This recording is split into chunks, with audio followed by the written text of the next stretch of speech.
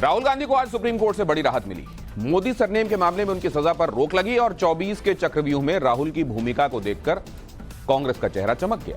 कांग्रेस कह रही है कि यह फैसला 24 के सियासी समर का टर्निंग पॉइंट है, तो वहीं इंडिया गठबंधन ऐसा लगता है जैसे फंस गया, क्योंकि राहुल के मैदान में वापसी से महागठबंधन के कई चेहरे उलझन में हैं। दूसरी तरफ बीजेपी खुश है। आखिर क्या वजह है जो राहुल को मिली राहत से विपक्षी महागठबंधन टेंशन में है और बीजेपी प्रसन्न? सब सवाल पब्लिक का दूसरी एक्सक्लूसिव स्टोरी।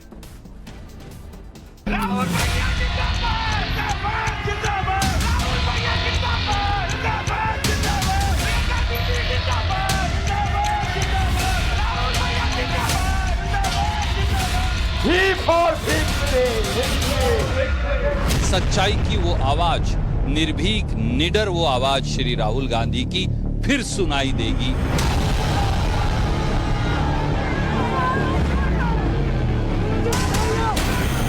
राहुल गांधी जी की यह जीत सत्य की जीत है, साजिश के खिलाफ, और ये सत्तारूढ़ पार्टी के खिलाफ आंधी बनकर उतरेंगे।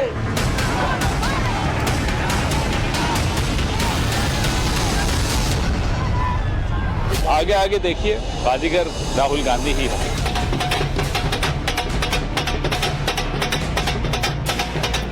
राहुल गांधी जी, आप बार बार दुनिया में घूम के कहते हैं ना भारत में लोकतंत्र नहीं है, तो यहाँ लोकतंत्र है।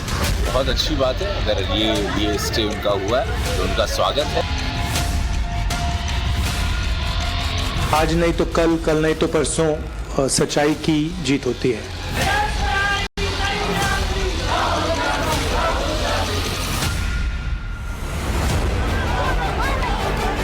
साई ऑफ रिलीफ यानी राहत की सांस जब ली जाती है तो आवाज आती है। कांग्रेसी राहत की सांस ले रहे हैं, आवाज आ रही है।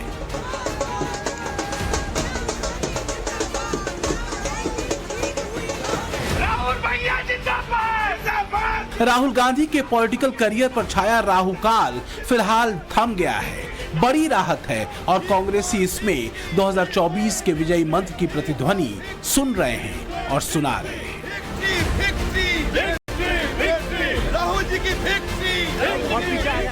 मोदी सरनेम मामले में सुप्रीम कोर्ट ने राहुल गांधी की सजा पर रोक लगा दी है और इससे कई तस्वीरें साफ हो गई हैं। मसलन राहुल गांधी की सांसद सदस्यता वापस हो जाएगी, उनके राजनीतिक करियर पर लगा हुआ ग्रहण दूर हो जाएगा और वो 2024 में चुनाव भी लड़ सकते हैं।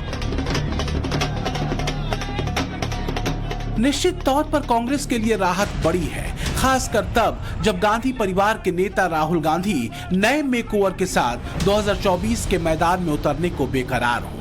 खासकर तब जब एक दूसरे को फूटी आंख न सुहाने वाले दल पूरे बल और बेचैनी के साथ हाथ मिलाकर नए महागठबंधन में खड़े हों। और इसलिए कांग्रेस के लिए सुप्रीम कोर्ट का फैसला राहत की सांस है और गांधी में आंधी के तर्जुमे को जोड़कर चुनौतियां दी जा रही हैं।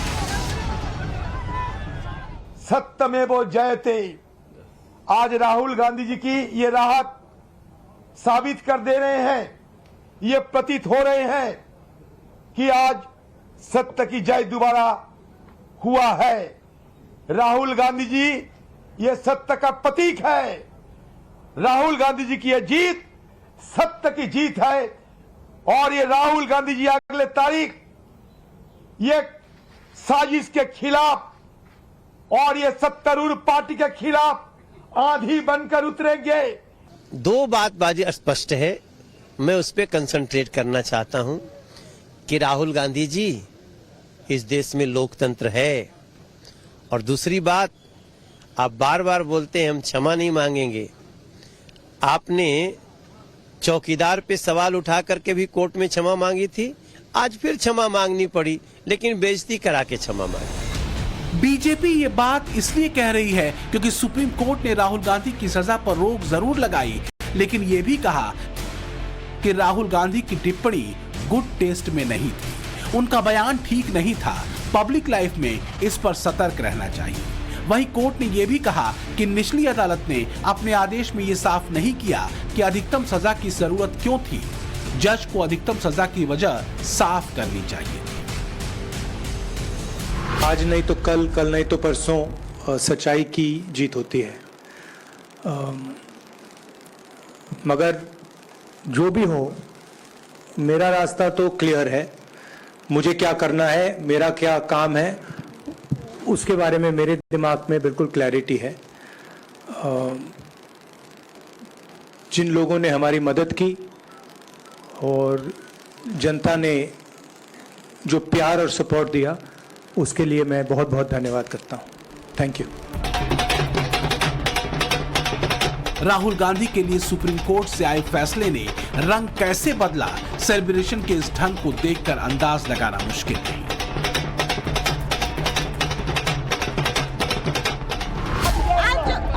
आज जो राहुल गांधी जी को सुप्रीम कोर्ट से राहत मिली है, उसके लिए हम सब बहुत ज्यादा खुशी है।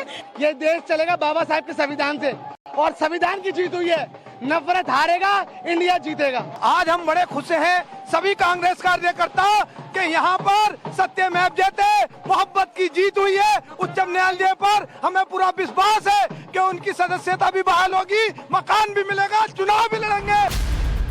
कांग्रेस की तरफ से ट्वीट कर लिखा गया, नफरत के खिलाफ मोहब्बत की जीत। तो वहीं बहन प्रियंका ने भगवान बुद्ध को कोट करते हुए अंग्रेजी में लिखा, 3 चीजें छुप नहीं सकती, एक सूरज, दूसरा चांद और तीसरा सत्य।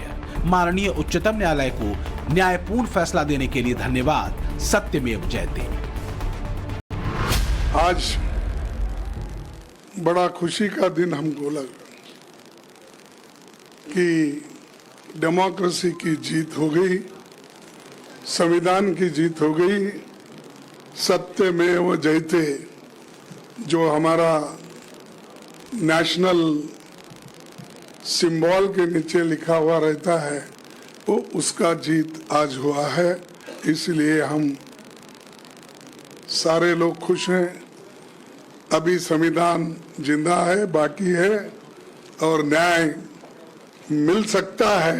ये इसका एक बहुत बड़ा उदाहरण है। इस फैसले से राहुल के लिए राहत कितनी बड़ी है, इसे ऐसे समझिए कि फिलहाल राहुल गांधी के सियासी करियर का संकट टल चुका है। वायनाड के सांसद राहुल गांधी बने रहेंगे, 2024 का चुनाव लड़ सकेंगे, उनकी सजा पर फौरी रोक है, अपील लंबित है। राहुल गांधी लोकसभा में दिख सकते हैं और उनकी संसद सदस्यता बहाल हो सकती है। सच्चाई की वो गूंज जिसकी सबसे ज्यादा आवश्यकता है, सच्चाई की वो आवाज, निर्भीक निडर वो आवाज श्री राहुल गांधी की फिर सुनाई देगी, सरकार को जवाबदेह बनाते हुए और प्रजातंत्र की रक्षा करते हुए। सुप्रीम कोर्ट के फैसले ने एक बार फिर से सिद्ध कर दिया है कि सत्य, साहस और न्याय की ही जीत होती है। सुप्रीम कोर्ट के फैसले ने मोहर लगा दिया कि जो राहुल गांधी जी के साथ हुआ वो सर्वथा गलत था। डेमोक्रेसी को डिस्क्वालीफाई करने का ये जो दुष्प्रचार हुआ, जो दुष्कर्म हुआ, उस पर सुप्रीम कोर्ट ने तल्ख टिप्पणी भी करी है। तो क्या 2024 की लड़ाई के लिए राहुल गांधी का रास्ता साफ हो गया है? क्या महागठबंधन बिना किंतु परंतु के राहुल गांधी की लीडरशिप में चलने को तैयार हो जाएगा? तमाम गणित गांठ कर जो चेहरे खुद को महागठबंधन का नेता मान रहे थे, अब उनके स्वप्न को पूर्ण विराम लग गया। क्या 2024 का युद्ध मोदी बनाम राहुल होगा? ये भी सच है कि बड़े बड़े त्याग का दावा करने वाली कांग्रेस अब इस महागठबंधन में अपनी भूमिका को और बड़ा करना चाहेगी। खास करके वो महागठबंधन के प्रधानमंत्री के उम्मीदवार के तौर पर राहुल गांधी के नाम से कोई समझौता तो नहीं करेगी। लेकिन सवाल ये कि अब उन चेहरों का क्या होगा जो राहुल गांधी की सदस्यता के जाने के बाद खुश हो रहे थे, जिनके मन में लड्डू फूट रहे थे कि अगर राहुल गांधी नहीं होंगे तो उनके प्रधानमंत्री पद की उम्मीदवारी और ज्यादा मजबूत होगी। विपक्षी महागठबंधन के भीतर फिलहाल अब तक ये तय नहीं हो सका है कि 24 की जंग में चेहरा कौन होगा, कौन 2024 में मोदी के खिलाफ पीएम पद का उम्मीदवार होगा, क्योंकि विपक्षी गठबंधन में शामिल कई दलों के सदस्य राहुल गांधी की लीडरशिप से सहमत नहीं है। हालांकि राहुल गांधी की सदस्यता जाने और आगे चुनाव न लड़ पाने की स्थिति में टकराव का मुद्दा ही खत्म हो गया। लेकिन अब सुप्रीम कोर्ट के फैसले के बाद एक बार फिर रस्साकशी तेज हो सकती है। फैक्ट भले ये हैं कि नीतीश कुमार पीएम पद की दावेदारी छोड़ चुके हैं। बेंगलुरु बैठक में ममता भी राहुल का नाम आगे बढ़ा चुकी हैं और तब खड़गे ने ऑफर टाल दिया था, ये कहते हुए कि कांग्रेस को सत्ता का लोभ नहीं। त्याग की ये बात उस दौर की थी जब हाई कोर्ट से सजा मिलने के बाद राहुल गांधी के 2024 के चुनाव लड़ने के ही आसार नहीं दिख रहे थे। अब तस्वीर बदल गई है। अब INDIA गठबंधन में राहुल गांधी की लीडरशिप को लेकर कांग्रेस अपनी दावेदारी नए सिरे से करेगी। महागठबंधन के चेहरे के तौर पर राहुल गांधी को उतारने का मतलब है कि 2024 में राहुल गांधी बनाम मोदी की लड़ाई को प्रोजेक्ट करना। और एक्सपर्ट्स की माने तो बीजेपी भी कुछ ऐसा ही चाहती थी, क्योंकि 2014 हो या 2019 हर बार राहुल गांधी का चेहरा आगे किया गया और इसका नुकसान न सिर्फ यूपीए को हुआ बल्कि जो विपक्षी दल थे उनको भी इसका खामियाजा भुगतना पड़ा। और इसलिए सवाल गहरे उठ रहे हैं कि राहुल गांधी को मिली राहत कहीं INDIA गठबंधन के लिए आफत तो नहीं, कहीं मामला न मोहब्बत मिली न मिसाले सनम वाला तो नहीं हो जाएगा, क्योंकि सुप्रीम कोर्ट के राहुल गांधी को मिली सजा पर रोक लगाए जाने के बाद चर्चा इस बात पर भी तेज हो चुकी है कि राहुल महागठबंधन का चेहरा बनेंगे, PM पद की उम्मीदवारी के प्रबल दावेदार होंगे, नीतीश कुमार का सपना टूट जाएगा। हालांकि कई दल राहुल के नाम से सहमत नहीं है और इससे महागठबंधन में खींचतान बढ़ सकती है। यही वजह है कि कांग्रेसियों का सेलिब्रेशन वास्तव में महागठबंधन की टेंशन की वजह के तौर पर भी देखा जा रहा है। वैसे अब सवाल ये भी उठ रहे हैं कि क्या किसी रणनीति के तहत महागठबंधन की 2 बैठकों में कोई फैसला नहीं लिया गया, जबकि 3 ऐसे अहम मुद्दे हैं जिन पर अब तक तस्वीर साफ हो जानी चाहिए।